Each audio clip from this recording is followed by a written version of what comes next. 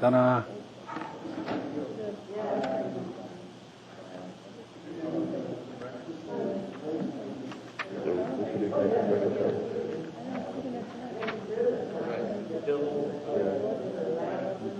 But they only get I thought there was very many. Harvard Lighting won't take. They will. Yeah, there's the beer there too. Oh. Oh really? Well, I've seen like Scotch pine heads out there. And I mean, it's not healthy, but it does come together. So Patricia, on this fertilization part, I thought this was actually pretty good because it says on the second drawing system that they have to do a soil test, but if you do a soil test, then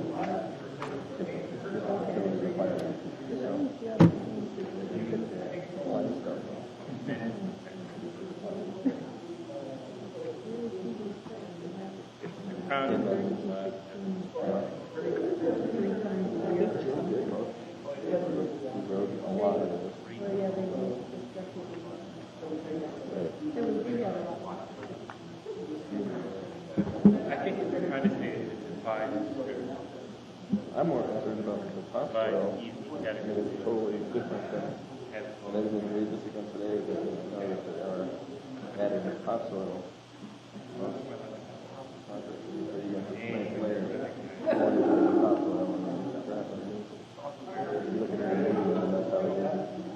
Great, how are you doing?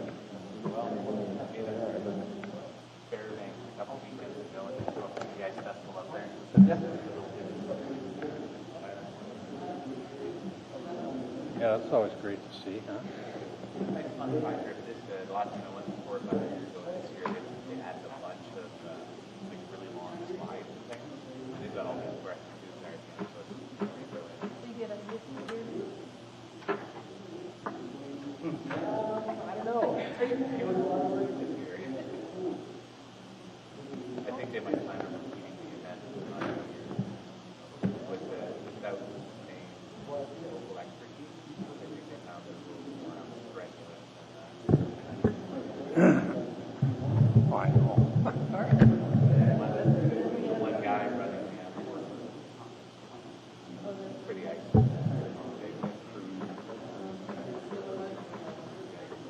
People always talk about like Are there colors? and it's you still see everything, but I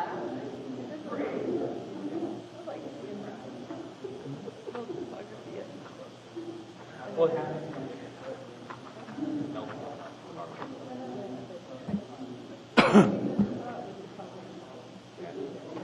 People always, you know, people always say, we want it flat and nothing gray, we want it like it is. I've never thought of that. That's an interesting idea. We can actually change the picture to create photography to something like a real life three-dimensional simulation. Well, I was wondering if other people saw it and didn't think the same as you, like, hey, this looks a lot better.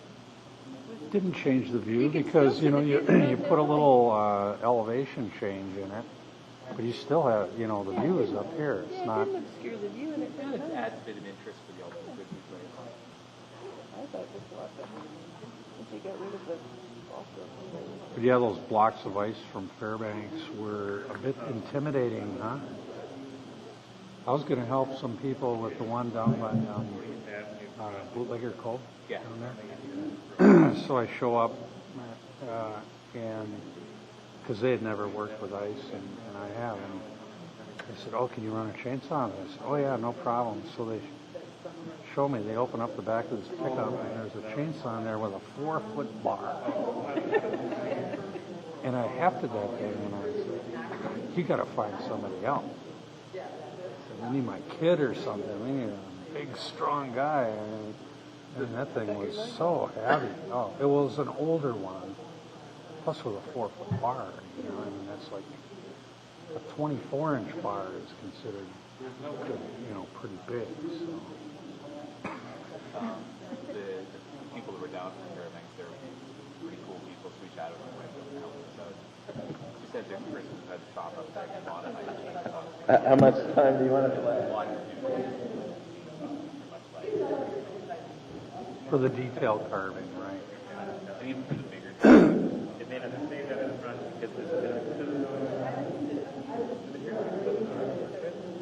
had like purpose. We weren't in the sculpture. So pretty fun.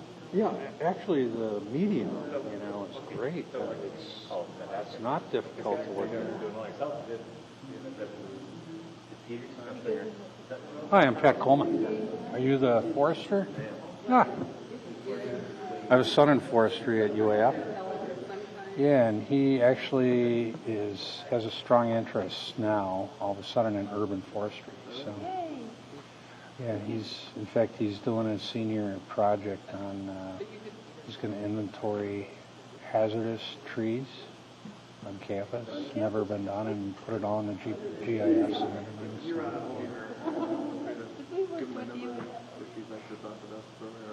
So, do you have a card? Or? We got the people up there a lot with doing tree plants on campus. Because I knew they were doing it. That's interesting. Yeah, they've never been done. We proposed it and just tweaked his thing a little bit.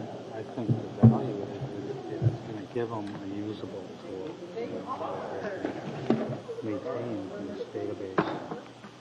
So they were pretty excited, I guess, the professors.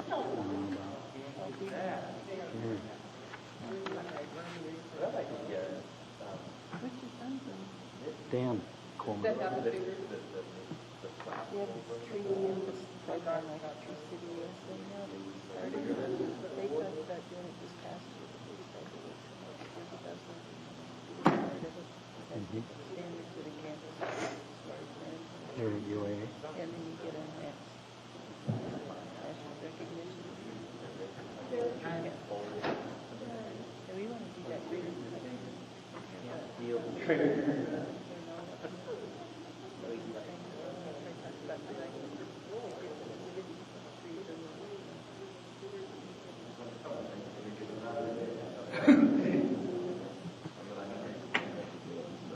Oh, okay. Otherwise, maybe just send me an email and I could forward it on to them, Thanks a lot. Hey, Ben. Got the finger.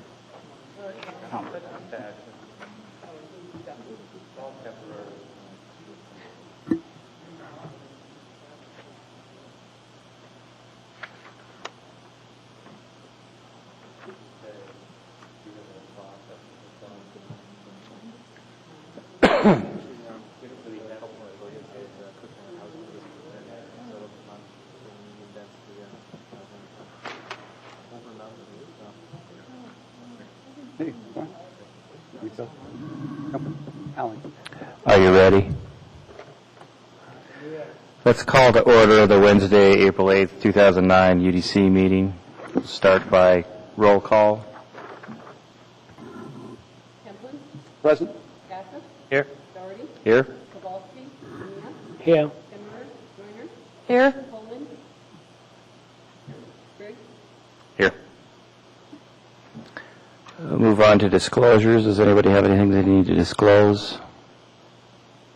Well, you do have something on the consent agenda. I have trees in my yard. All right. So let's move on to the consent agenda. We have a motion. Can you do the minutes? Do we have to move? Oh, I'm sorry. I skipped right over the minutes. That's why everybody's confused. Everybody had a chance. We have 2 sets of minutes. Let's take action on February 11th. Mr. Chairman, Yes. just one minor note on page 9. The acronym SAD, typically it's just one T, seasonal affective disorder is what it's for. So it's not like CAD. No. Okay. That correction noted. Any others?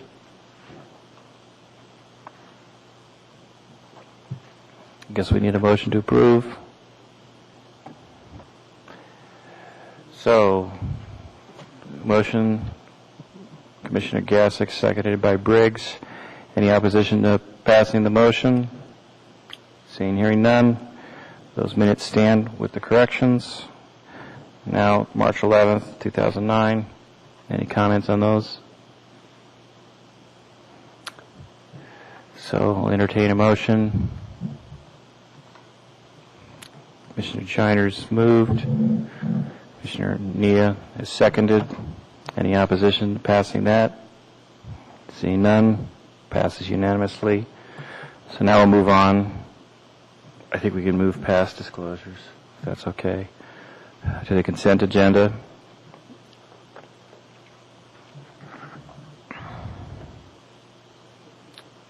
So we'll entertain a motion to pass the consent agenda. Is that a question, or we do it all electronically now? So we have a motion by Commissioner Briggs, seconded by Ania. Any discussion? Any objection to passing? Seeing, hearing none, consent agenda passes unanimously. So we'll move on to EF, discussion of mass landscaping improvements. Mr. Chair, is there a possibility we could reorder the agenda to have Scott Stringer give his presentation first? Oh, I'm not sure. Maybe if no one in the audience objects. Yeah. All right, we'll do H next. Well, I don't know who's going to be leading the discussion of the mass. What's that? I don't know. I thought it would just be pretty informal. Just there's a few things we need to talk about. Okay, so we're not delaying any presenters or anything like that? No. With that? Okay, yeah, we'll move right on to H. So it's time for the presentation. All right, thank you guys for having me. My name's Scott Stringer. I'm the new municipal forester for Anchorage. And just to give you a little bit of my background, I graduated from Humboldt State University with a degree in natural resource planning and emphasis in botany. I got into doing utility forestry right out of college, got into arboriculture, became a certified arborist back in about 2001, and started working for the city of Greeley in Colorado, and worked there for a few years as a ground level arborist, and moved into code enforcement, and then got enough experience doing plan reviews and evaluations to become the city forester for Missoula, Montana.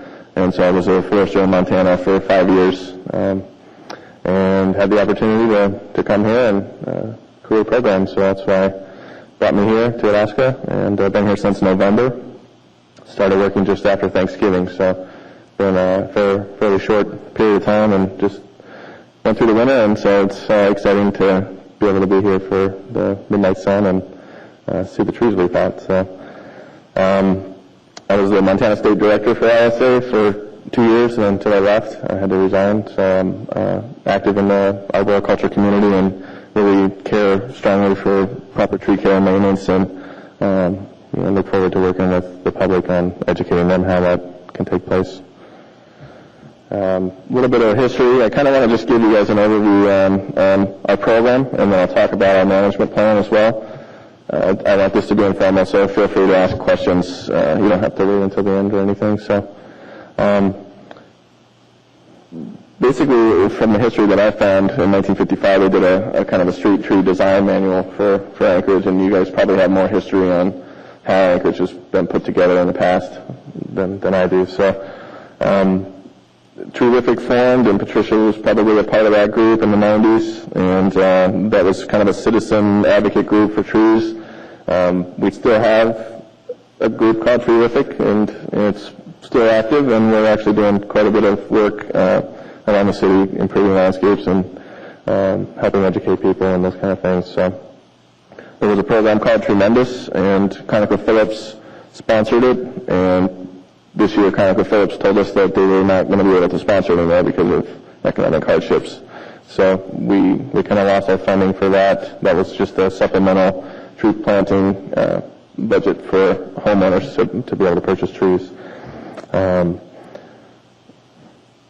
Patricia and the Department of Natural Resource Urban and Community Forestry Program was able to fund a grant for Anchorage to help create a management plan, and that's basically the start of the program. And with that management plan, we just received the hard copy final from our consultant. Was contracted with Community Forestry Consultants Jim Flatt out of Spokane, Washington, and he came up just a couple weeks ago to help us get the plan finalized, and also to give a couple trainings that were great. So he's definitely, he was the Spokane City Forester for quite a while, so he had some great experience and insight on developing the program. I'm housed in horticulture right now under the Parks and Recreation Department, and I'm kind of just using that as my office. Eventually, we'll have a standalone division, I believe, kind of assimilating myself into horticulture and taking over some of the duties that they had in order to get some of the staff to be able to deal with tree maintenance and landscape maintenance. Horticulture used to be differentiated by beautification, which was the flower planting, and landscapes, and so we're trying to combine that and be more efficient. And so basically forestry is going to take over all the landscapes where annual flowers are not present, and we'll deal with all the tree work and shrub pruning and those kind of things. So a pretty significant amount of area and tree numbers. We just started our inventory, and it's very, very, very beginning stages. We've got about 1,500 trees in the inventory. We're estimating somewhere between 30 and 50,000 in the system. Basically, the plan is to oversee and manage all the trees under the jurisdiction of the municipality, and so we wouldn't deal with any homeowners' trees unless they were a public safety issue. Our park system, if you're not familiar with it, we have about 230 parks in about 11,000 acres. About 8,000 of those acres are natural forested lands, and so it's a pretty significant chunk of land. And then we've got about 250 miles of trails, all trees lining them. So all of those are going to be components within the plan. Initially, we're just going to inventory those in the parks that are like landscape trees, not the native and natural forest areas, just the ones like downtown. Individual trees in Delaney have been done, and then throughout the 250 parks where trees have been planted, and then all the road right-of-ways and landscapes. So it's a huge project. I appreciate the DNR's help, and Stephen Nichols is going to help us with the inventory again. We're thinking it's going to take at least 2 or 3 years to inventory our road right-of-ways and landscape trees. And then after that, the plan will work into dealing with the native forest lands. Some of the elements, I guess, of a forestry division is establishing a program, having a person who is, a forester, an arborist, both is really the first thing. A tree group usually forms together a coalition to help lobby the decision makers to create that program, and that's basically what happened here. With that, we have to have a management plan with an inventory, and then from there, basically, we need to put together a budget and staffing needs, and I've done that, and so we're basically kind of caught with the financial process right now, trying to get positions open. If everybody knows there's a $17 million deficit that Anchorage is facing, and so we have some positions available that are frozen. So hoping to get that resolved shortly. I really want to have a solid working staff of arborists that are certified and that can educate the public, prune trees properly, do things safely. Those are really the main goals. After this management plan, I guess we're trying to get a citizen advisory committee together as well to help oversee the program and just kind of be a sounding board and stewards of our program and of the trees. And so with that group, we want to develop standards and specifications and a solid ordinance that will help us have the legal background that we need in order to run a program. So we have all this is kind of addressed in the management plan. Anybody that would like a copy, I can definitely send you a CD. I don't really want to print out 10 different copies, but I'll definitely send you a CD of that the plan was written as a fundamental framework for future plans and policy development. It was written in a kind of a 20-year strategic management style, and with that, it's broken down into 5-year increments. And with those 5-year increments, we're basically looking at a strategic plan each 5 years with annual work plans to accompany them. So my goal is to be able to have a good working plan for this year, because this is basically the first 5-year document, and so every 5 years it needs to be reevaluated. So we've got a pretty good annual work plan created. The other plans that are necessary that I'll be following would be a risk management plan, a tree planting plan. Let's see, we've got wood waste and chip disposal. One of the other things I've been working on is trying to get a composting facility going, at least for the municipality. Right now we're kind of struggling in Anchorage for green waste sites, and that's major waste to throw green waste into landfills. So we've been working with the sustainability coordinator on that as well.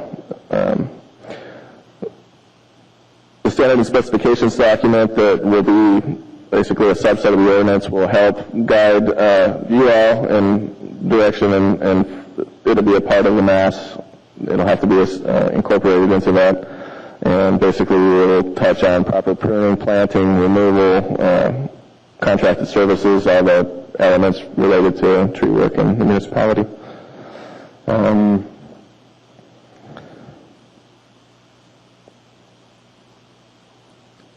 So a big part of my job is obviously the infrastructural elements and dealing with plan reviews, and I've been working with Sharon and her team, and Isabel and Brooke and Lori, and they've been great.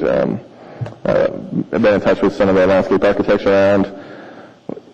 I guess in regards to the impacts that may have on you all, I really would like to see us have a more strict and uniform policy where the contractors can do a simple document and be able to take that in the field and be able to do the work without, subjectivity.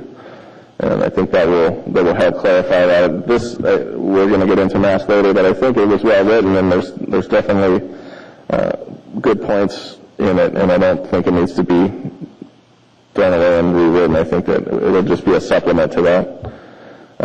One of the other things is getting proper tree work done on public right-of-way, and I want to create a program where we have a requirement to be certified arborist to work on those trees. And so there's a lot of different aspects of it. The downtown trees we maintain, and that's a whole other issue with tree grades and all those other elements. So, of course, we need to get the media involved to promote the program. We want to have advocates. We want to develop partnerships.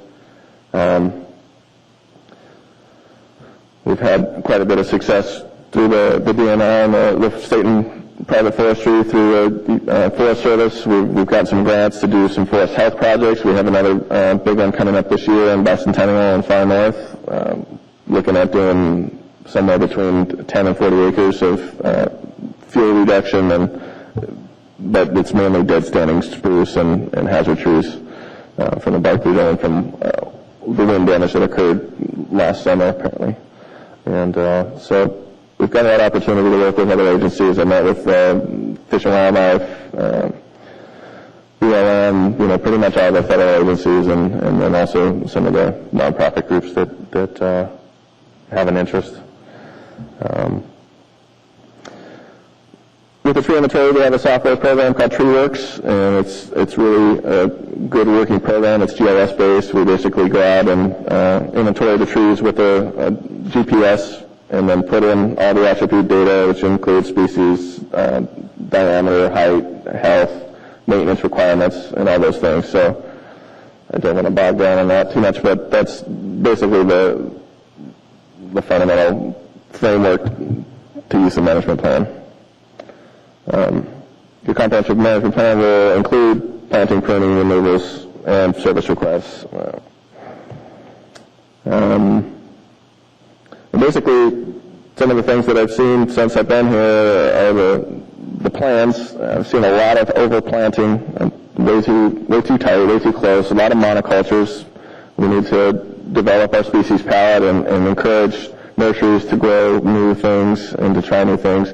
I'm not interested in changing our forests into urban landscapes. I want to continue keeping our forests intact and plant natives within those areas, but in places like downtown and some of the parks like Delaney and the more urban parks, I would like to definitely see increase in diversity in species and a more appropriate spacing. We have insect and disease problems. We have an integrated pest management program in the municipality, and I'm going to continue working with that. I've been working pretty closely with the Cooperative Extension. They've been a great help developing the program. Actually, I'm meeting next week with them to talk about some of the scientific studies that will be incorporated this year. Invasive species are a major issue. Everybody probably knows about the Prunus patus, or native tree bird cherry. It's taken out of waterways, and so we're really needing to develop a plan with that. We've got a couple of people doing research on it currently. One's looking at basically the food for the fish, the microinvertebrate population, how the bird cherry is affecting that, and then also we're looking at some studies on how to manage that actively and be able to replace the native vegetation after we are able to eradicate or at least contain the bird cherry. It's a pretty significant impact on our waterways right now. Our pruning cycle, we want to try to develop anywhere between a 2 to 5 year pruning cycle. The fewer cuts you need to make on a tree, the healthier that tree is going to be, and the longer term sustainability that tree will have and provide value over time. The old pruning cycle industry standard used to be 7 to 10 years, so you can see how it's kind of trickling down to more frequent, fewer cuts, less biomass removed. And then cultural practices are a major issue, which is part of having a good mass document so that we have the standards and specifications so that we don't have trees planted 6 inches deep. About a 1,500 tree inventory, 20% of the trees on there should be replaced because they're either in poor shape, planted poorly, not watered, all the environmental factors as well, but mainly I think poor stock, planted poorly, no water, and that's leading to issues out there in our forests. So our role basically, like I said, is going to be to manage and maintain all the trees under our jurisdiction, downtown trees, enforce and educate enforce codes when we get our code written and adopted. So we're going to need somebody to do that full time. I don't like to write codes that are not going to be enforced. I was a code enforcement person in forestry for 2 years in Colorado, so I know how that can be.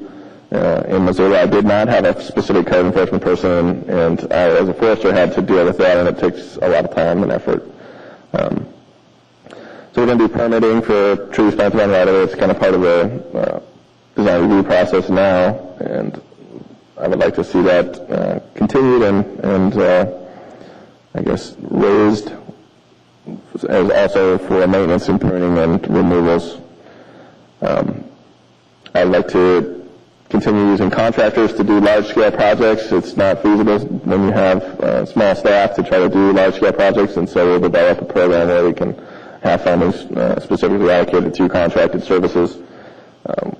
Hazard tree assessments are a big part of the program. We need to evaluate trees that are potential hazards along trails. Anything that is a target, basically, and a tree that may fall on that target is a potential hazard, and so we need to be looking at trees that are next to trails, facilities, homes, all those things. And, line of sights at intersections, trees blocking stop signs. There's pretty much endless work for tree work. I talked about the forest health projects. We're going to continue to do that. We've got a lot of volunteers. My only employee right now is a volunteer coordinator, and so basically that's my labor force, or volunteers. And so we've got a lot of projects set up this summer, neighborhood parks, and like I said, the Far North Bicentennial Forest Health Project will be our major one. Spruce bark beetle is always going to be around. Comes up, it goes down, and right now we're kind of on a downward slope, so it's not as big a deal, but I still want to keep the beetle from culturally getting moved around via firewood and trees that are standing that continue contain beetle. Also, trees that have blown down that were green are now, major sources of broodwood for those beetles. So we're trying to get rid of those kind of things. This is a shot of our downtown inventory, and it's kind of hard to see on the screen. It's really hard to see on the screen, but there are actually little dots on there where each tree is located, and there's colors that basically code them based on diameter, condition, and species. So.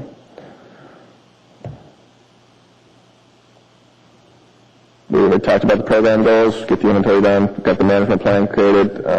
We need to create and adopt an ordinance, set of specifications, create the sub-plans that the plan calls for, including the tree planting and hazard tree assessment, all those things. We need to have a sustainable funding source. That's a huge part of this whole process, and whether that comes from our general fund or we find external sources that may be able to help in that, we're talking about that currently. And right now, like I said, I'm basically taking a cut of the horticulture budget and putting it under me so that I can start to develop this program. It's going to take some time. I don't expect to have it start and be done with it this year. Definitely, it's going to take 5 to 10 years, I would say, before we have it completed how I'm envisioning it. So volunteers are going to be our workforce. We want to help educate and provide outreach to the public. We're working with children quite a bit because they're basically our future stewards and our workers, and so we need to let those kids kind of be our speaking voice to their parents and to their friends and to the community. We've got youth employment in parks. I'm not sure if you're all familiar with that, but there's about 47 kids that between, I think, 16 and 18, and they're going to be working on a lot of volunteer projects with volunteers. They're actually paid, so it's a great program. I'm doing a lot of training also for staff in-house and within other departments. I plan on doing more trainings with the community on proper tree care and maintenance. But I've already worked with the horticulture staff and park maintenance. I hope to get in with traffic services and public works and all the staff that deals with trees that may come down during storms. We work with safety quite a bit, so I'm a big proponent of having a safety program and making sure that people understand what is required of them for this. So basically, we need support from the citizens, from commissions like yourselves, advocate groups, and we need the funding to be able to sustain a long-term program. Let's see. You guys haven't asked me one question. I have a question. Yes. You mentioned sustainable funding, source. So, yes. Are you familiar with examples from other places? Yeah, we've had tax increment districts set forth in other communities. Not in Alaska, obviously. This is the first urban forestry program in Alaska, so there aren't any model communities here. But in other places, they've done things like tax increment district, where specific areas will put aside money. You're probably all familiar with that, but they'll put aside money specifically allocated for tree work in that specific area. So that's one way. You can do a citywide tax where it's 0.0125% of the square footage of the property value. There's bed taxes. There's a lot of different ways to get that as far as that goes. There's grant funding. I hate to run a program on grants because they're not sustainable. It's short term. They are great for supplemental income for the program, but long term, I'd like to see a regular source. Is there a way that a funding source that is pretty closely correlated with the benefits that are accrued from the forestry program? Well, when we talk benefits, when we talk benefits of the trees and how much the trees are worth, in my old town, Missouri, we had about 18,000 trees lining the streets, and it was a net value of about $17 million. And that's when you include there's studies out there from the Forest Service and Davie Research Group, and they basically look at stormwater infiltration, air pollution, carbon sequestration, all the values economic development, property values, all those things. And so I don't know how they would tie that directly, that funding source. I mean, if we have 50,000 trees without the forest lands, I mean, we've got to be in the hundreds of $1 millions worth of trees in Anchorage. And so I'm not exactly sure how you would reference that in a cost-benefit analysis to leverage funding. Well, I'm just curious if those communities elsewhere who've been at this for a longer period of time in terms of having an urban forestry approach to their urban space, that they haven't put together some type of rationale that they then for funding, for a sustainable funding, that they take to the voters and they take to the civic leaders and say, this is what these are the quantifiable benefits, these are the quantifiable costs, and this is the reason why these costs should be incurred and directed towards the urban forestry program because it generates these benefits. Sure, yeah, and that's typically what you would do, and it's generally to solicit for general funds. And this is my fourth city I've worked for, and all the funding in those programs have always been general fund dollars. And to try to augment and create a greater program, that's when you start to have to look for those special tax areas. And you're right, educating people on what those trees are bringing to them as a benefit, whether it's economic, financial, environmental. That's really the support that we are going to need in order to get that program with a long-term funding source. And it's really just having the people stand behind you and be there when you're asking, the budget committee or the assembly for those funds to be able to have that solid program. I mean, and also Tree City USA, one thing I haven't covered, which is we've only been at for 3 years, Patricia, is it? This is our third. And so Tree City USA is a really basic acknowledgement that you care about your trees in a community, and it requires you to have at least $2 per capita spent on dedicated to tree budget. You have to have an ordinance. You have to have an arbor-based elevation. And so $2 per capita is $600,000. That's a minimum to just achieve that.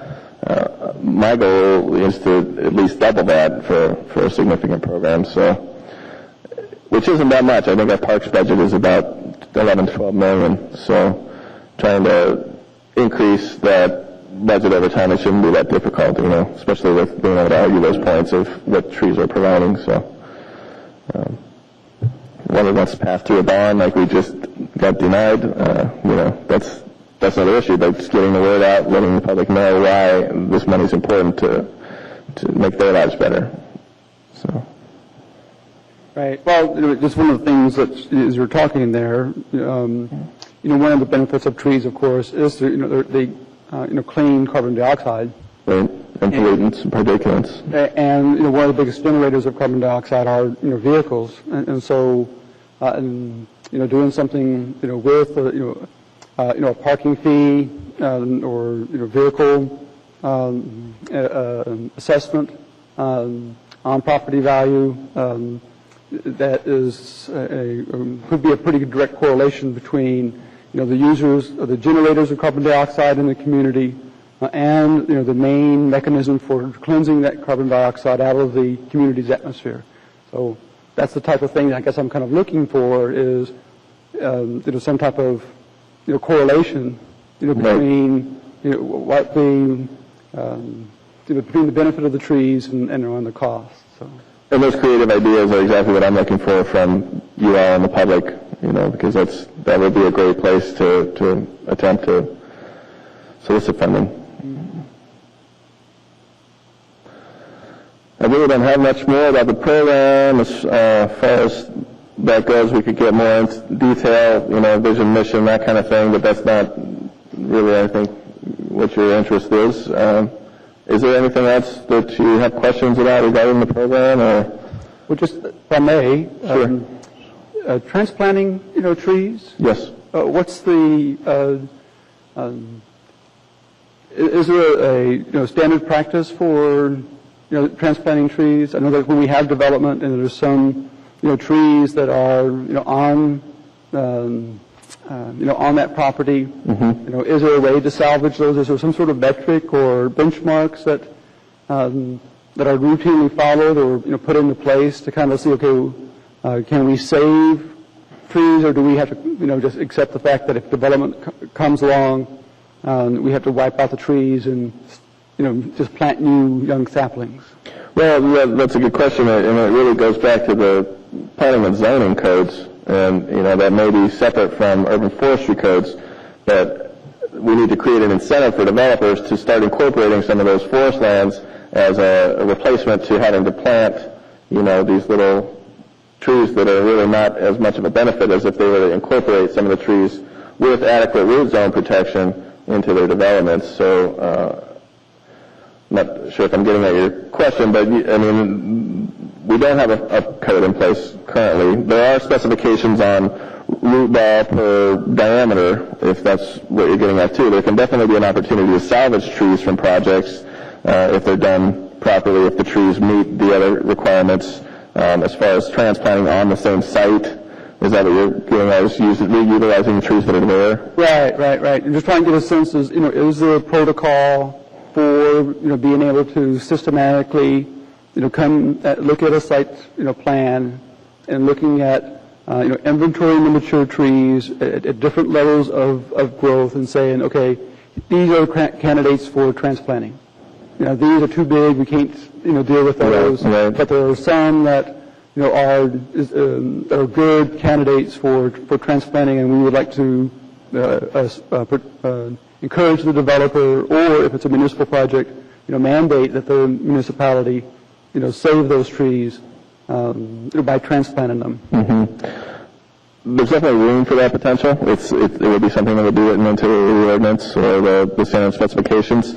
I think right now we have it so that we're trying to get away from forest dead trees in our projects, especially like road right-of-way projects. Having a tree that was in an overstory of other trees, birch, for example. Sharon and I were just talking about this the other day. Having a kind of a beam pole with a sprout on top is not going to be an adequate substitution for a nursery-grown tree. But I do think that there are potentials to utilize the trees that are on site. I'd rather see them incorporated into the project with adequate root protection versus dead, because when you hand dig a tree, even if it's a 2-inch tree and you've got a 20-inch or 24-inch root ball, you're still losing 90% of the roots, and then you have to do all the post-care treatments in order for that tree to survive. And so if we can develop a code that actually gives an incentive to developers to not clear-cut every lot and incorporate trees that are existing there, I think that would be more of a benefit to the community. The proposed code does have incentive for maintenance of existing areas with adequate root protection on them. Okay. And that also segues into a question I have for you. When you're talking about close planting, have you had a chance to sit down and look at the proposed Title 21? The division, The landscape, the proposed landscape ordinance. you're talking mass or? Title 21, Title 21. The landscape, the city code. I don't think I've gone through that completely. Because if you're concerned about the planting densities now, it has the opportunity of significantly increasing the planting densities, and it does cover incentives for keeping the existing plant. And you would probably be one of the best people to argue in the favor of us that think that it might be planting it even denser than we already have.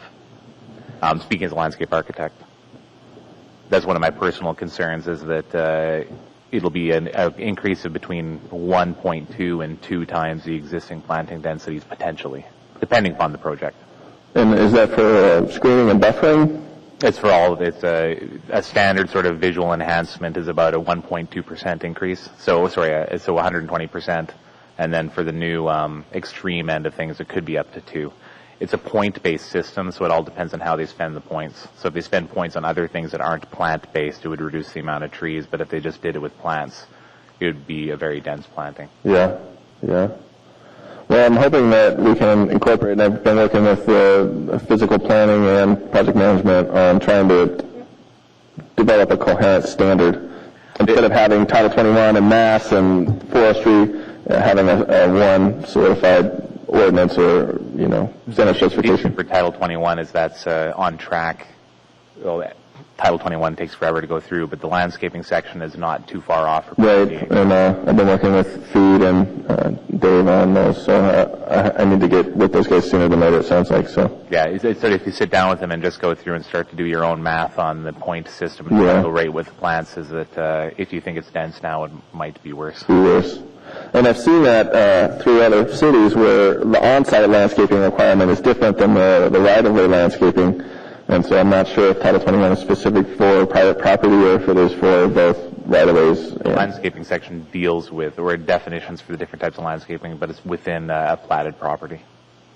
Okay. Yeah, I'll definitely get on that one soon. Well, thanks for that. Insights? Any other questions? I just think it's cool. I mean, you've got a great job because, Anchorage is becoming more of a mature city, and we don't have like the face of the trees, someone that can really take ownership and start to do that outreach that's necessary to sort of teach people what they should know. Most of my experience in this field is that the typical books that you might buy just don't seem to really apply here, and you're engaged in a long search for expertise to find anything out, and your goal of sort of bringing the different specifications that exist into one cohesive whole and then creating a system of public outreach so that people know where to go for information and know, how they can make a difference, I think will be great for this city. So Yeah. I'm really looking forward to it. And we do have a lot of great resources with the Cooperative Extension and the Department of Natural Resource and even the Forest Service who funds the Community Forestry Program. They have some great outreach and publications and, library to do that. I guess, what the idea of an urban forester is you really have the ability to sort of take that over and, like I say, become the face of urban forestry, which I think we've had. There's been lots of sort of grassroots groups and things like that, but I think that this is a real step in the right direction in the evolution of our town. And Anchorage is a really interesting community because it's not like most other communities. I came from a town that had, 10 to 20 foot wide boulevards with trees lining the streets, and had that kind of a home kind of feel to it. And here we don't have those trees here. It's such a new community. We've got so much natural forest land because it was a forest and bog land. So, how do you environmentally incorporate development? I mean, you guys know you're doing it every day. How do you incorporate the development into the natural setting without compromising all the benefits and habitat that our forests create? So, yeah, I look forward to definitely working with the public and being that voice and resource. And I think I'd just like to reiterate something Commissioner Kemplin said. This is an opportunity to, sort of philosophically speaking, is that most cities, Anchorage included, have very much of a vehicle-based planning code. It's all centered around the car. And if we do look at opportunities to, I don't necessarily want to say use or pay, but it's essentially that, is using a carbon-based planning, and trees fit into that sort of a philosophy for planning very well, in that they're a potential offset for it. So if we can contribute to changing the mindset of vehicle-based planning to carbon-based planning, I think that would work well for everyone. And there is a component with our software that will allow us to utilize the software from Data Resource and the Forest Service. It's called iTree, and U4 and Stratum are two models that uses that puts that benefit on there and also gives us the values of carbon sequestration, and so that we can kind of utilize that. And that's what I like about it as well, is that carbon is a quantifiable metric.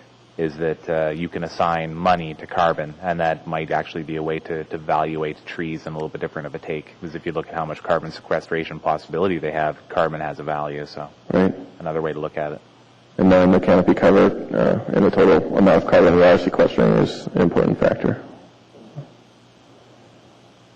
I appreciate your time, and if you have any questions, feel free to give me a call anytime. My office number, 343-4716.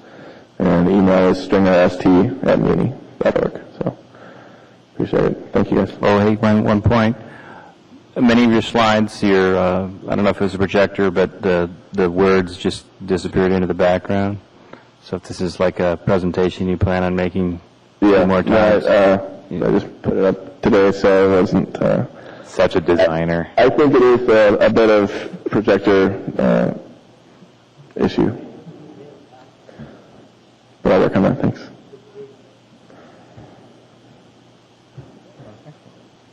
They can do that. I had asked Scott to hang around for the mass discussion, because I thought he'd be helpful in that discussion.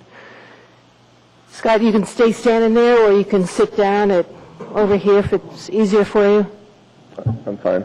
Okay. I've been sitting all day.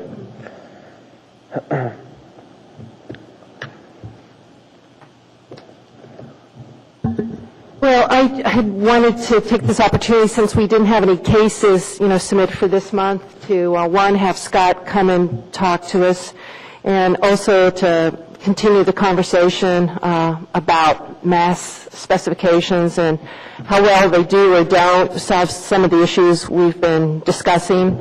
And one, it was already mentioned, Scott mentioned tonight, where we have the birch trees that are the beam poles with the sprout on the top, and due to mass specifications, prevent more of those trees from being planted.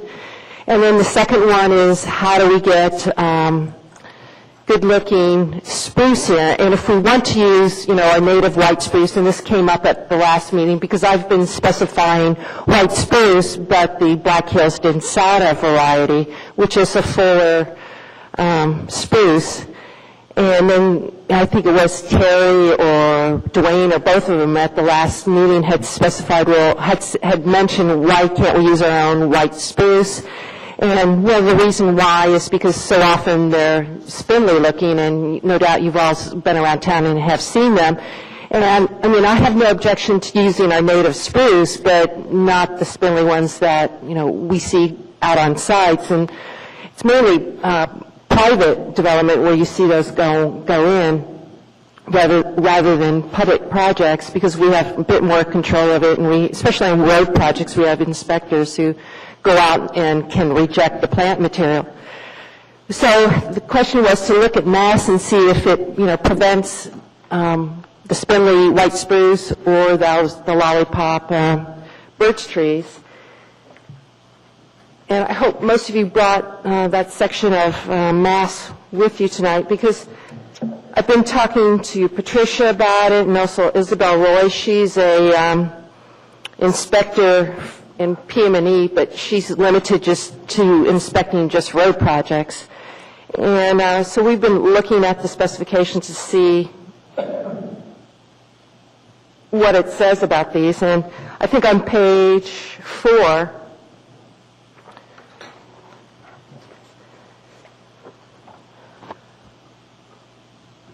under C, crown configuration specification, and this is probably going to solve the problem of the birch. Crown ratio distance from the bottom of the canopy to the tree top should be at least 66% of total tree height, and then 1/2 or more of the foliage should be on the branches originating on the lower 2/3 of the trunk, and 1/2 or less should originate on the upper 1/3. So reading through that, it looks like that would solve our birch problem. But there isn't anything, language in here that's as good as that addresses the white spruce issue, although Isabel earlier today did point out on the previous page, on page 3, and she has used this in the past when she's been presented with white spruce that, didn't meet the grade. And that's under number 2, plant quality. It's the second paragraph that starts, plants shall be so trained in development and appearance as to be compact and symmetrical. And so she has used that sentence where it says compact, because so much of the white spruce, there's a great deal of difference or distance between the branching, and it's definitely not compact. But then you run into the issue where you have to fight with them, well, exactly what is compact and how compact is compact, but because of municipal projects, she can just reject it. She doesn't have to keep arguing with the landscape contractor about that. So, but she did say that mass is going to be updated on an annual basis. So if there's language that the commission wanted to come up with, she says just let them know and send that information to them, and they'll make that change into mass. It seems another part that is in the defense of good planting is the first sentence in 2A, is it says it shall be indicative of the species, or generally like that. I know with purebred animals, they often have what is called a breed standard, which they use as a measurement tool. Whether mass or another document, perhaps if it's just a simple photo to show what the standard Right, is. that we could put into mass? Yes, Yeah, so I that- thought of that. And then that would act as a breed standard. Right. That would show maybe a picture of a scraggly white spruce and say, not this, and then Or show what it's supposed to be. and then show what it's Hopefully it's supposed to look controlled. like. And I know somebody had said as well, and maybe not appropriate for city projects, but saying the white spruce tends to be a little bit scragglier in the beginning, but then after 4 or 5 years it really takes off and fills in. Mm-hmm. So I wonder if we have patience with our little Right. white spruce or not. Yeah, and that's it, but it takes we wouldn't have to wait the 4 or 5 years. That's how I keep coming back to using that Black Hills Densata. We have it immediately, it looks really good the day they plant it. But, Almost none of the Colorado looks good after 10 years. yeah. Along highways. Yeah, we were talking about that too the other day, yeah. I had a question just in general. All the projects we see, should they be meeting these specs? Yes, Because that makes our job a lot easier, it seems. If we have these and then people come in and they got big trees under power lines, or they have them, I haven't looked at the spacing, but a lot of things that we see, there shouldn't be a question. There should be, well, it says it has to be this way, so. yeah, and I had asked, does mass apply to school projects, and the answer was yes, so, Would the only exception be when highway screening, since those are private projects typically? no, I think, Because if those are being done, Walmart or Lowe's comes in front of us, or Target Right. comes in front of us, highway screening, they typically have their own specs, and I do not remember seeing any requirements for them to follow mass. So that might be Right. something that we do. Well, that'd be nice to know when we see something, should it be following this or not? And then Okay. if it shouldn't. so the question is, does mass apply to private projects? Oh, I think we make it apply. So if the only private projects that really come in front of us are highway screening or variances, Well, we're going to, just make it a condition yeah, that for planting standards shall be per mass. Mm-hmm. Or other developed standards. It as they makes come it along. easy for them, too, to know that's what you got to use. Because sometimes they say they don't know it, or they make up their own drawings, or they have, whatever. And another opportunity, I think, is that it would, and this is speaking to Scott on this as well, it'd be great if we had coordination between some of these things, because for Title 21, with all the planting that's in that, if they're required to meet Title 21 for height and size, and, we throw ANSI in there, and I think in Title 21 it might mention that, Title 21 can also reference mass, shall meet the minimum standards for right, trees per mass in order to have us count your points. yeah. Patricia and I looked at ANSI some time ago. I can't remember what project it was, but there wasn't anything in ANSI that prevented those lollipop birch trees from being planted. So we were at a loss trying to apply ANSI to that. Well, But mass is You just need specs, because Yeah. when they write the specs, they clearly cannot do that. right. But Terry and Dwayne, when they were here at the last meeting, they were trying to say, well, the specs aren't the problem, enforcement is the problem. So that's the direction you all should be going in, is enforcement. And yeah, enforcement is a part of it, but it's also the specs. I mean, it's on both sides. You have to have good specs that you can later go out and enforce. So I think we're still going to have to say, that the specifications have to be written tight enough that if there is a problem, the inspector can go out and point to it and say, look, this tree doesn't meet the specification. So is it as simple then as just whether, just for the projects that we see, or even in Title 20, was have reference to saying the minimum landscape requirements shall be per mass? Yeah.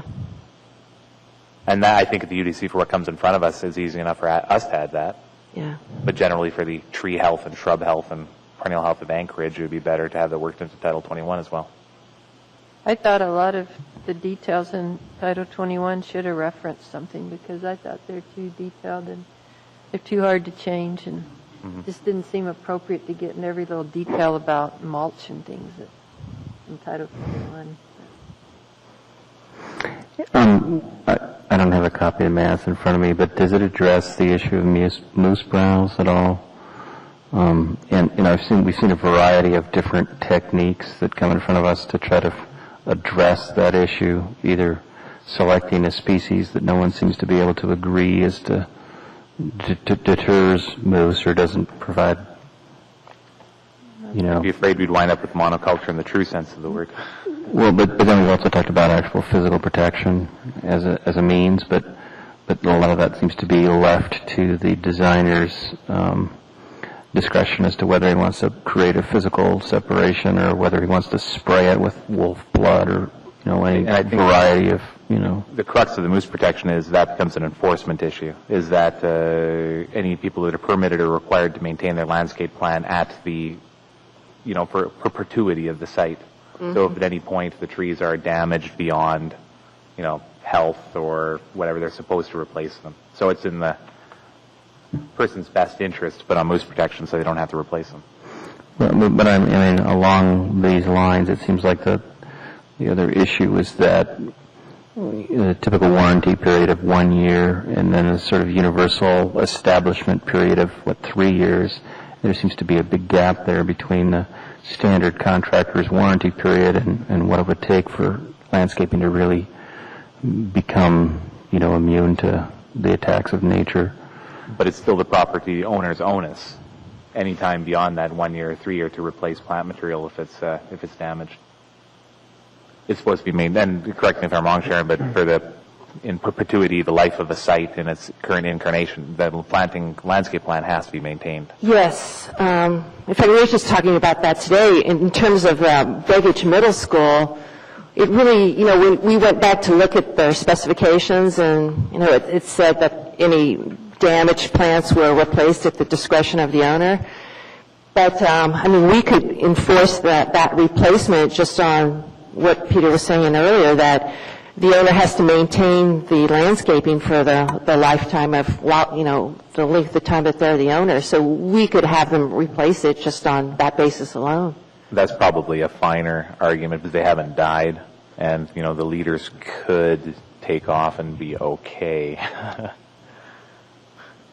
That's a huge maintenance issue, and especially for the municipality. And you might have noticed one of my slides showed a moose inside a fenced area. Well, that was a moose fence to protect the trees in there. And who does maintain that after road right-of-ways get put in? And if we're mandating moose fencing, is that become the city's ownership and responsibility to maintain thereafter? Do we remove it in 3 years and then have the moose go in there and still snap the tops off or munch back all the terminals?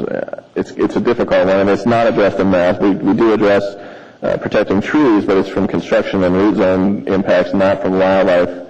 There is a component in the management plan that does talk about protection of trees, but it really doesn't, other than fencing and the basic things that have been said. I think the concern that comes up is the incredible investment that in public dollars that goes into like street trees and landscaping trees. And the different designers come in front of us, and it seems like there's always a new idea as to how we're going to actually make these things last, so that we're not just spending a bunch of money and then 3 years later have everything be dead. And I just haven't been convinced that we've found the solution yet. And what's missing in the specs is typically for staking or fencing or whatever, the contractor removes at the end of the period, which is 1 year. And unless your tree is suddenly grown up to be 3 or 4 inch caliper, it's just not appropriate for that. So for the projects that we see that are municipal projects, is that the fencing should be designed in a way that it can last for X number of years, and then from Patricia or yourself is to say, well, you can remove the fencing when the tree is 4 inches, or when is the magical point when suddenly it won't be as prone to moose damage. And the downside is that generally a contractor may or may not be around 10 years or 4 years from now. So. And then, so at the end of the year, it would be turned over to the municipality. So at that point, you'd want to make sure the moose-proof fencing it's designed and installed for longevity, rather than, maybe it's enough to have the T-posts with, zip ties and the plastic mesh. Maybe the last 5 years, I don't know. But is that the wish of the design commission to have fencing put up on every road right-of-way project, every new landscape planting project to protect? Depending on the species of the trees, that are going Nobody in. likes the way it looks, but what we like less is put in a project and then in 6 months every single tree's destroyed. And Right. some people are trying putting in bigger things, and that may be cheaper in the long run than. But yeah, I mean, it's when we talk about writing the specifications, the idea is writing the specifications for success, whether it's aesthetic success or just better return on your investment. But, I don't like to see orange construction fencing all over trees. There's a better way to do it. We've seen other solutions, but there's nothing standardized to provide designers guidance as to what we've learned from previous projects and how that might be institutionalized through a set of guidelines like MASS. And I would like to see quantification and agreement in either that you install a 3-inch caliper tree or you wait until it grows to 3 inches and have moose protection fencing around it. With that sort of a quantification agreement by arborists and horticultural people, I'd be more comfortable in mandating that for the city projects. And I think, a designer or an owner can see whether or not 3 years of maintenance is equal to just buying a bigger tree to begin with and, make a decision based on economics. But we just want to see the stuff survive. There's a lot of money being invested in this. We'd like to see it last for the long term. And I don't think people understand the establishment period increases greatly when you have a 4-inch caliper tree. And so if you have a 1-year warranty on a 4-inch caliper tree, the general rule is a year per inch caliper for establishment. And so that tree's not going to do much for 3 or 4 years. And a lot of times those small diameter trees are going to outgrow it and, be better in the long run if they are protected. And another issue with the moose fencing that I've seen where we have those, where the branches are now getting major cambio damage and girdling from the metal in the fencing because they're not spread out enough. A question for you, Scott, is since we're talking about some sort of basic science or experiments here in a way, is it within your ability that at some spot where you can set up a control, you could have, plant a 1-inch tree, a 2-inch tree, a 3-inch tree, and then actually look at over a number of years how long they take to establish and at what point they catch up with each other? Yeah, I would love to have some experimental areas where we are looking at that. And I've talked with the Plant Material Research Center out in the Houma area about just trying to bring in some new species that haven't been used here before. And they've got plenty of area for it. I think we can do some of that in our own park system because we've got plenty of parkland that can be utilized for that. So I definitely think that's an option. I would just like to know probably for 2 species. One would be birch, because the moose love to break them. They don't necessarily eat them. Yeah. Seeing establishment period versus when they become kind of moose-proof. And then another more delicious ornamental species, perhaps. Yeah, I don't know if anything can be moose-proof. I think that there's always a potential. I mean, you see the larger diameter trees now, they're getting girdled by moose feeding on the cambium. So, they're an animal that live in our city. We're invading their area, so they do need their food sources, and, we have to do what we can to protect the trees and our investment.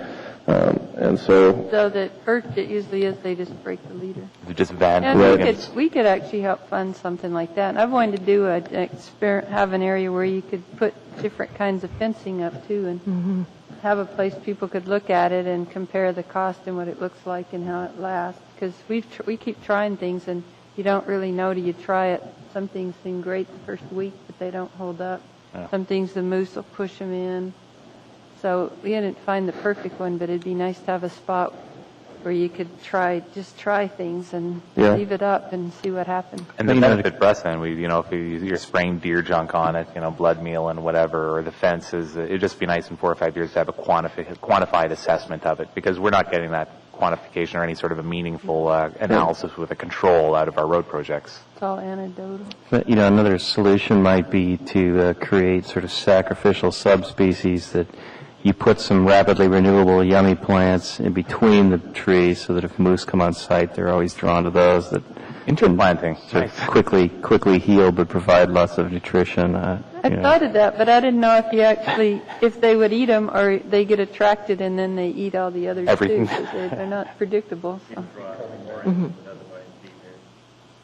I think one example of a good moose screening fences and project is the one along Muldoon Road. I mean, they fenced in the entire area, but it was with this black mesh, and it's virtually invisible. You can't really even see it. That's the one that I thought was really, really cool until the municipal snow blower, one of those $100,000 snow blowers, had it all spooled up inside the snow blower. That's why they're supposed to drive on the road. Yeah, that helps. We'll have to put that in the specs, though, yeah. And then I think, speaking for designers, the details for moose protection fencing are moving toward the T-stake with the 1-inch by 2-inch black fencing with zip ties to make it easier than the wire mesh and everything. Then the wire, yeah. So the designers are learning, and also in fairness to designers when it is talking about enforcement versus the specifications. The specifications are getting pretty good out there. Enforcement is a big issue, especially after the 1-year warranty. Is that there's just not enough people to go around town and say, hey, you're no longer maintaining or planting per your accepted plan. Right, and Patricia and I talked about that, I don't know, a couple of weeks ago, about getting training for the inspectors. And then a couple of days ago, I talked to Scott, and Scott's willing to do some training for our inspectors who really don't know the difference between a tulip and a redwood. So, and I'm not joking.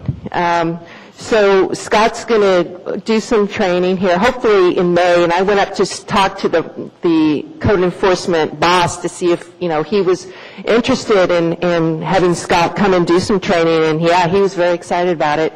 So I said in May, just before the season gets started, they could get some training. And then probably have some other people down at the zoning plan review desk, where if you've got a by right project, you just come directly in there and they look at your landscape plan and approve the landscape plan, and those staff members also don't know tulip from a redwood. So we'll probably include them in the training as well and do it. And maybe it might be an all-day thing. We haven't really talked about it, but some classroom time and some field time, and so they can really understand what to look for. And I think some basic training is positive, but I'm still kind of worried about a jack-of-all-trades syndrome where, even after a fair amount of time, I think I know some things, but when it comes to plants, I'm not able to do it, whereas Patricia or Scott, with an expertise like that, can be very efficient and quick and get to the root of the problem never mind the pun there, root of the problem right away. So would there be some sort of a funding partnership or something where, because a site is 90% of any development, including pavement, that they could bring out someone from horticulture or forestry to do that part of it, and then have permit fees also fund and have them program. Be the inspectors. I just don't see someone who doesn't have a passion or interest in it. Exactly, and that's the problem. If you're not really interested in it, I know. And that's why Brooke and Isabel are so successful, because they're both interested in it. Yeah. So I see that, that problem, but without Scott getting more positions of people, being able to, he'd need a whole crew of people to be able to go out to all these sites. I mean, right now we've got, 7 or 8 inspectors divided up around the municipality. And I think it really is a training necessity to have the inspectors understand and know species and know, habit and all the elements. And I know, Brooke and Isabel were not certified arborists before they started their jobs, and now they are, and they've learned, and they know species and know plants. But having that other background of being a certified arborist has, I think, improved their ability to go out and assess sites and understand the maintenance requirements and those things. But inspectors are coming from much different backgrounds. If it's either engineering or architecture or something like that, because they're basically looking at the building. My concern, or I think there's an opportunity here, is that if you talk to the people over at building permitting, from their point of view, if there's a service fair, maybe some of the funding from permit fees can go with that. And so people are very wary of increasing their taxes locally, but building permit fees do have an incremental increase each year, so maybe you can have some of that assigned to bringing you guys on board. I have no idea. And maybe fund one position or something. It might be enough to do that. But it can even be seasonal, if they have those qualifications. So. Right. But this, anyways, it's a first step to try and improve the situation. Did they hire people when the code enforcement? They enforce every kind of code, right? Well, the code enforcers that I'm talking about are just go out to the site. They're only looking at the stuff on the ground. They're not doing the building stuff. They're just looking at the parking lot, the pavement, the asphalt, and the landscaping. They go out and look at the plans and count the number of parking spaces and look at the parking spaces and make sure it matches. And then they just go and count the trees and shrubs. And, okay, they got those trees and those shrubs out, and then call it a day. Are they the same ones that respond to citizens' complaints about? They are.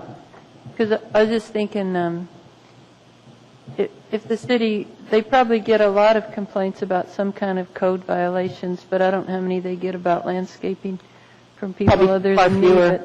But they're all anonymous, but if they were getting more, then there's more demand for it, and the city recognizes people do want those things enforced. Right. Because I found when you do one of those, they call you like the next day and they say, "Oh, I'm at the site," and they're actually out doing it. So, but I can only do so many. And I really do see your point of having either a certified arborist or horticulturist, somebody that is in the plant world to go out and do those assessments, and whether we partner up with project management and planning on, working with those people out in the field and documenting what's there and what isn't there. That's really going to be the only way, I think, like Long term. yeah, because Really going out and just planting or counting plants because you got 15 of this circle and Right. 25 of that. And that's all they're doing. Yeah. Yeah. So back to the moose thing, just so you guys don't feel like you haven't explored all options. Our management plan basically calls for fencing and planting larger caliper trees. So that's really the solution. I mean, Options or together? both. Okay. Yeah. So is the management plan a guideline, or It's strictly a guideline. yeah. Okay, so I'm wondering, in the end, which do we point to, and it's not a requirement, so then we're back at Title 21. And Mass doesn't address that either, so yeah, I don't know if it would need to be part of Mass, I think, in new development to Right. be incorporated. Well, probably, yeah. And I think it is a larger point. Patricia was just saying that, and it's something that I think some of us agreed with for Title 21. Title 21 has a lot of really specific things in it that should be more in a design guideline or a And specification. a handbook kind of thing? So just to, trim the unneeded stuff out of Title 21 and then harmonize it into Mass, which becomes The more technical. more technical, and then also have the user-friendly, design application guideline. And to stress again, I'm really concerned about Title 21. So if you can meet with, Dave Tremont and them and get them to run you through the point system, I think that your input would be invaluable. Okay.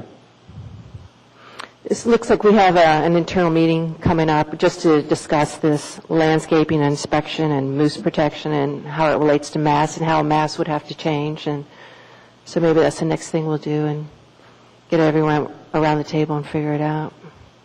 Yeah, we would like to have a solid standard and specification plan document out there, which needs an ordinance as well. And, for that to happen within the next month, which is, I think, when Title 21 the deadline is, may not happen. So I'll focus on getting that looked at because it sounds like, if they're potentially calling for a greater density of plant material, I disagree with that. And every plan that I've reviewed, I've asked to remove or space out the trees. So. Oh, see, I haven't been just nagging for no reason. Reinforcement. And I've got, and I'm going to do a presentation, I think, for the ASLA group just to look at some of the projects that have happened and how trees are growing together and stunting growth and having the issues that they have. So. Aesthetics, the thing for me, too, it's public money.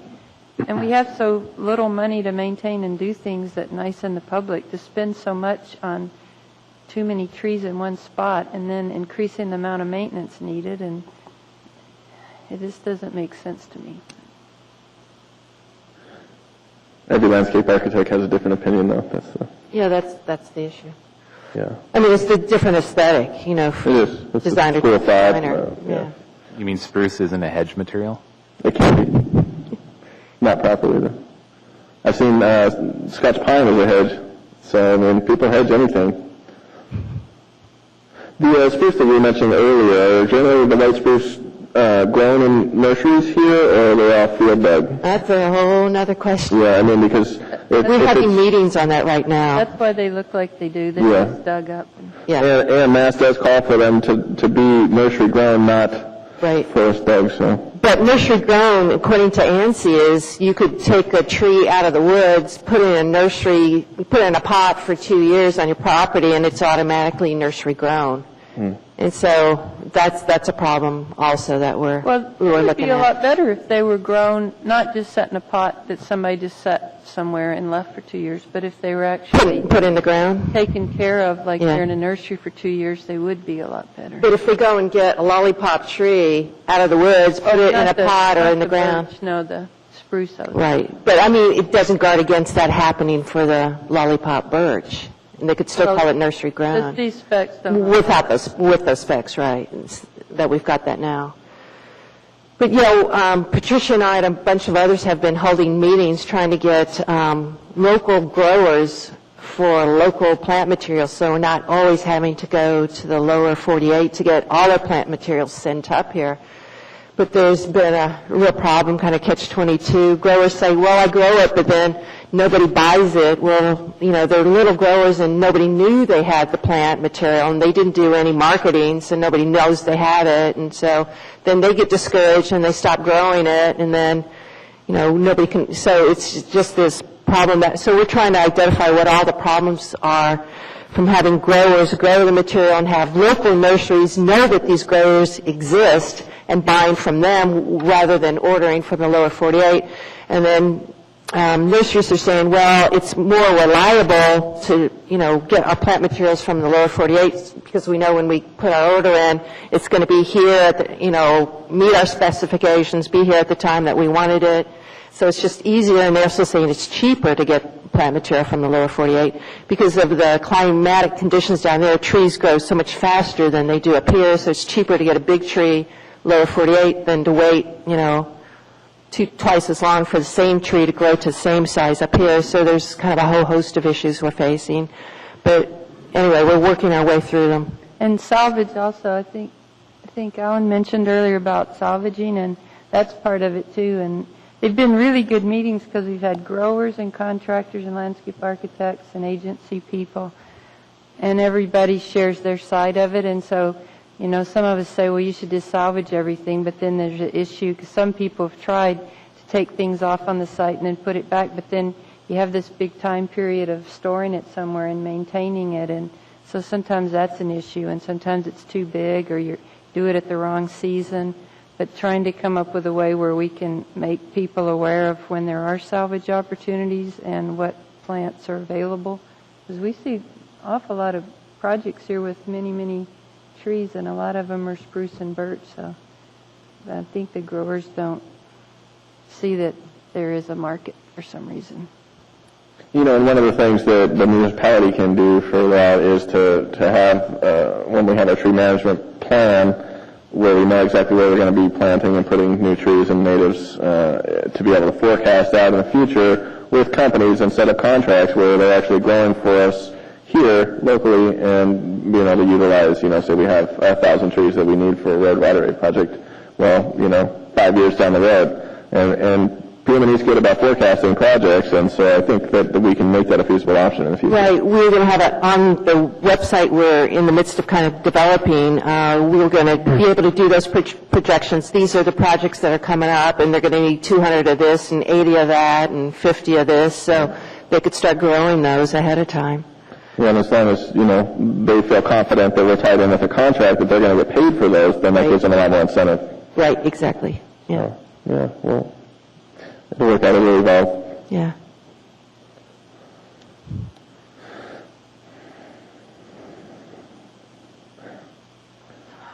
I don't think Wolfblood or Coyote really know the key, though, because those have like a 2-week residual, and it would be not cost-effective to continually apply that stuff.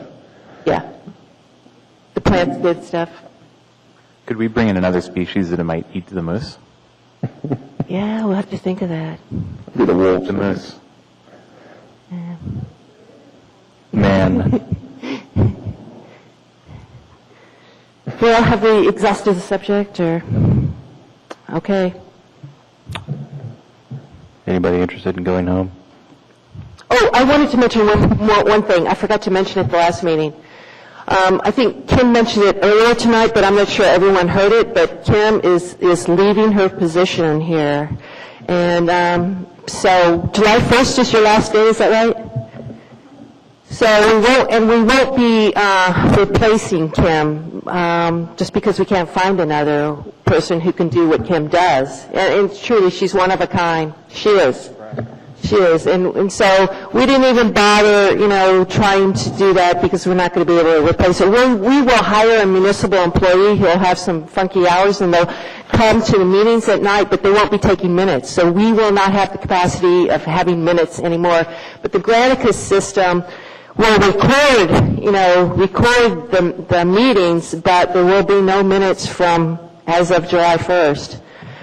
So, but all that they'll be doing is taking the motion down. So it's going to be really, I think it's a hardship for you guys. It's going to be a tremendous hardship for staff because when we formulate and have to write our resolutions, we won't have anything to rely on, no minutes. And that's what we base our writing of our resolutions on. And so we're going to have to go back and listen to the tapes, and it's going to be really a pain. Are we just going to need to be a little bit better with clearly stating Yes, our motions? clearly stating the motions and your findings, please. But we use those a lot for when we have the second appearance. I know what you're saying. I know, but Jerry Weaver was saying that for assembly meetings, they have two secretaries at the meetings to take the minutes, and he said they don't do half the job that Kim does with 2 people. I'd like to make a motion for light applause. Oh, you need a second, don't we? We've always thought she was wonderful. We always sound better Yes, than minutes. and she is, and so she does a really outstanding job, but truly, and Kim has tried to sell her business, 4 times, and had 4 people at least. Yeah, they all get scared. Once they find out what's involved, they're out of here. Doesn't have to be one person. We don't pay enough. Yeah, but it would take 4 people to do her job. Well, do you think you could potentially take the audio tapes to a temp service and have them just dictate that? Take them into... Yeah. I mean, you can always have, the bigger issue now is, well, you can do it.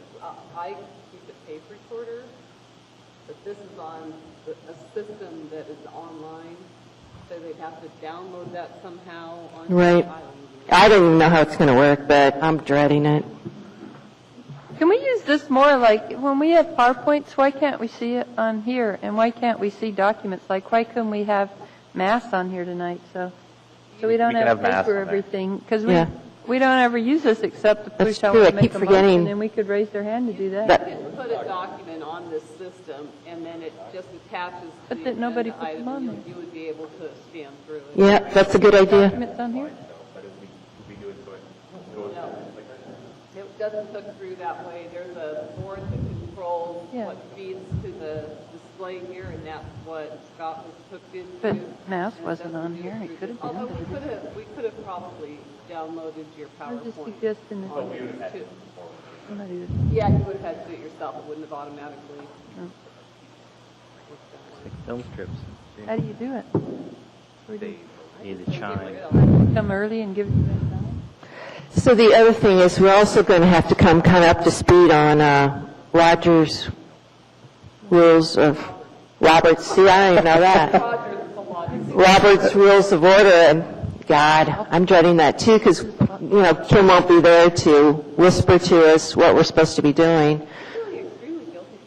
I know. I'm trying. I'm doing my best here. I don't know if I can continue. We had a mass resignation.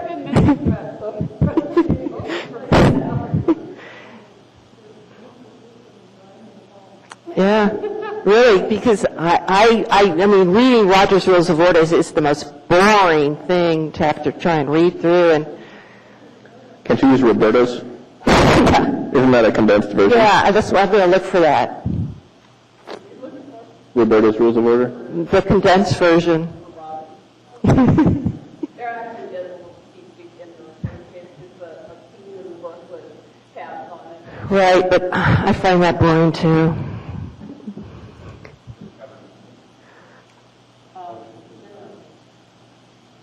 I heard a motion to adjourn. Well, just, Mr. Chairman. I did, I'm going to pass out for my fellow commissioners' edification. There's press release from the United States Department of Transportation. I'd encourage you to look at it. This is something brand new. HUD and DOT they formed a partnership to promote sustainable communities. And the reason I'm bringing this up is because we have a new national administration, the Obama administration. He has appointed an Office of Urban Policy that is reporting directly to him. And he has been upfront about stating that under his administration, there's going to be much more of an emphasis on urban areas. And he's been given that direction to his secretaries. These two here are following that and moving forward with it. This initiative for sustainable communities, they requested funding for it in the 2010 budget, which was approved by the House and the Senate, and so the authorization for this has been obtained, and so they're going to be moving forward, with this. The integration of transportation and housing and land use is very significant, and it really affects urban form. And it would seem appropriate that as the Urban Design Commission, we are tasked with looking at key issues that affect urban form, and I want to bring this to your attention because this, I believe, qualifies as a very important issue, and at some point, it would seem appropriate that with this new administration and where they're headed, with what they've stated, that it may be useful for the Urban Design Commission to host some type of dialogue, some type of forum, and get input from the community, the professionals about what does this mean to our community that a new set of federal policies are being crafted, and that it's going to represent a shift in how cities are developed, and what does it mean to Anchorage. And so I don't know if it would be something that my fellow commissioners would be interested in following up on. Would you be interested in hosting some type of public dialogue just to get input from the major professionals in the community about what's going on? I just had a thought. We might combine this with that, what's that citizens group that Cheryl Richardson is part of? Anchorage Citizens Coalition. We might partner up with them, and if the UDC is interested. Oh, that's an idea. Mm-hmm. There's also the Alaska Forum on the Environment that has a whole track on sustainability, so that may be another option. Well, it's becoming more and more a topic of discussion, and as the municipal commission, that is to provide. It seems to me our mission is to kind of be the voice or the sounding board, for that type of dialogue, and that it would seem useful for us to maybe have some type of I don't know if it would be a public hearing, but a public event where Citizens Coalition, Center for the Environment, other organizations within our community weigh in on what does this mean.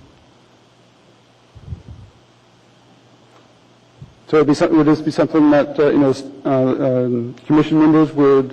One of the things that we could do is ask staff to check in with the planning department and say, hey, look, is this something that falls within the purview of the UDC?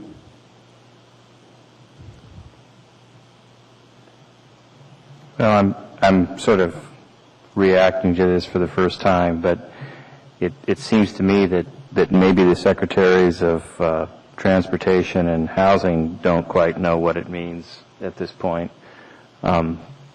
and for us to have an open dialogue, of sort of open mic for everybody to say what they think it means.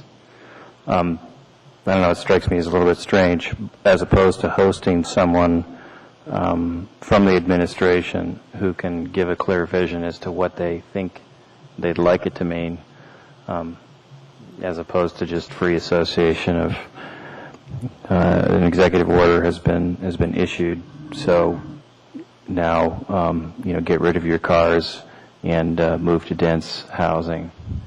'Cause this kind of stuff moves in decades.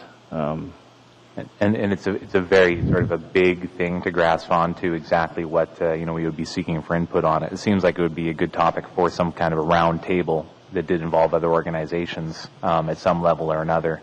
I guess I just can't grasp what specific sort of. Yeah, are we advocating something in particular? We're not advocating anything. What we'll be doing is facilitating increased awareness about change that's coming down the pike, and that they've actually been working. The Federal Transit Administration and HUD have been working for the past 3 or 4 years on this issue. And what's significant is that it now has moved over to include.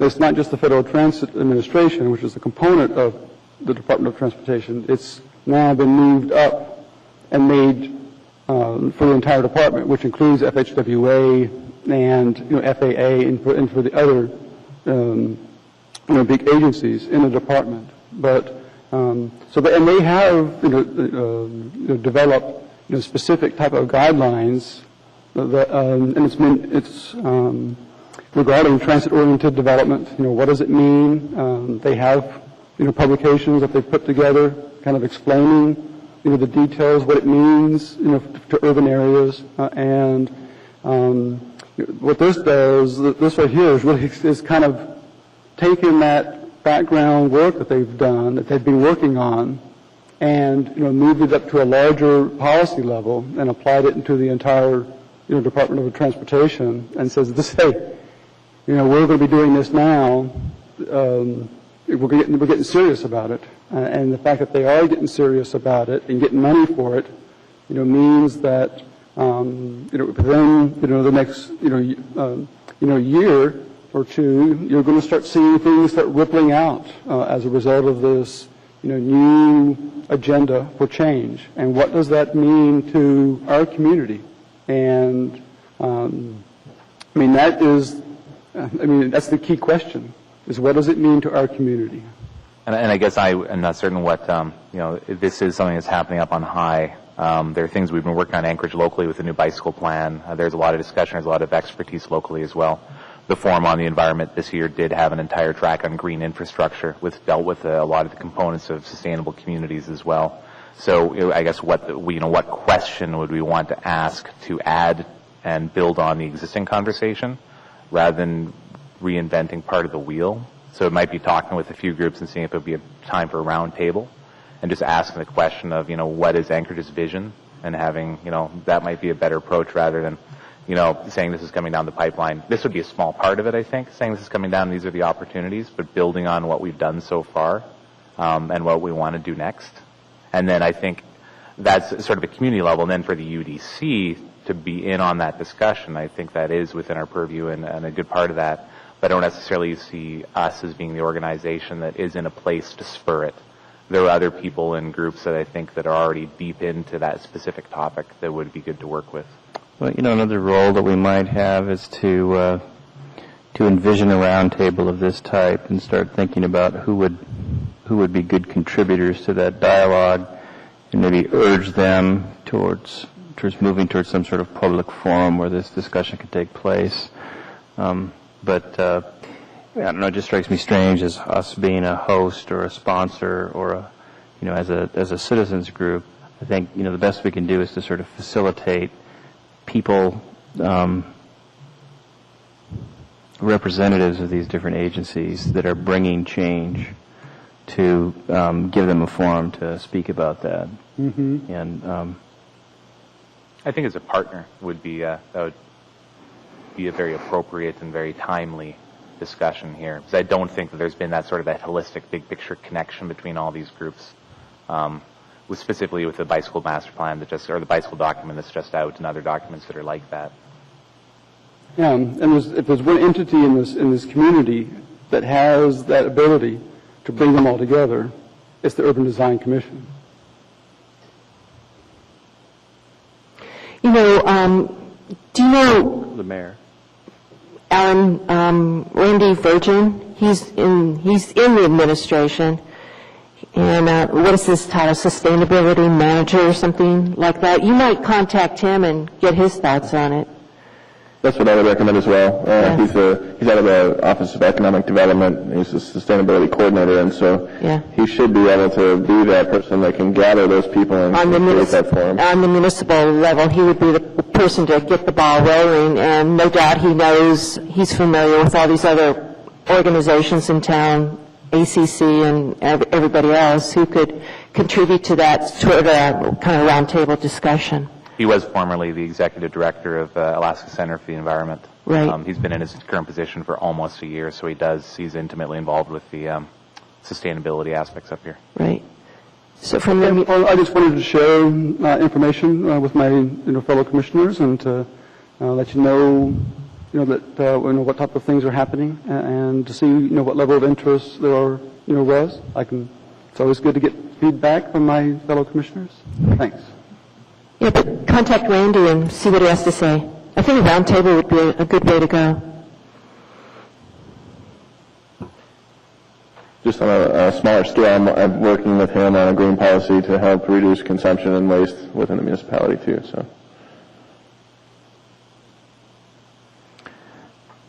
We have a motion on the table. It hasn't been seconded.